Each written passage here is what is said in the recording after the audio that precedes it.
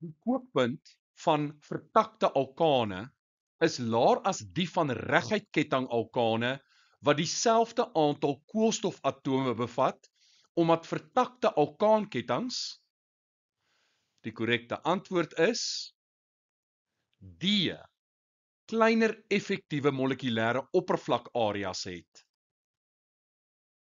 Hier sien ons die onvertakte isomeer van heksaan. Dis 'n reguit ketting alkaan met 6 koolstofatome sonder enige vertakkings.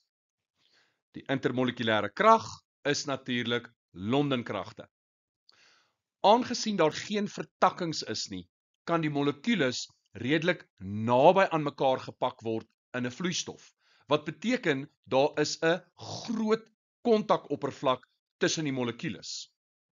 Hoe groter hierdie kontakoppervlak, hoe sterker die intermolekulêre kragte, spesifiek Londen dispersiekragte.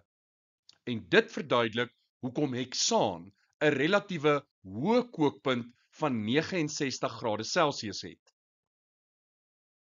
Hier sien ons 'n vertakte isomeer van heksaan, naamlik 2,2 dimetielbutaan met 'n kookpunt van slegs 50°C. Wanneer 'n alkaan vertak, verklein sy effektiewe oppervlakarea. Die molekules kan nie meer so maklik teen mekaar gepak word nie. Dit beteken daar is minder kontak tussen molekules, swakker Londenkragte en dus laer kookpunte. Dit gaan nie A wees nie, want die molekulêre massas gaan dieselfde bly ongeag die vertakkings. Dan B.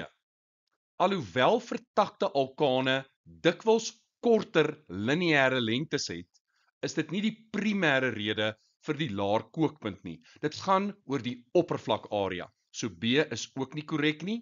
C ook nie waar nie, want of dit nou 'n reguit lyn of 'n vertakte alkaan is, dit gaan dieselfde aantal elektrone hê.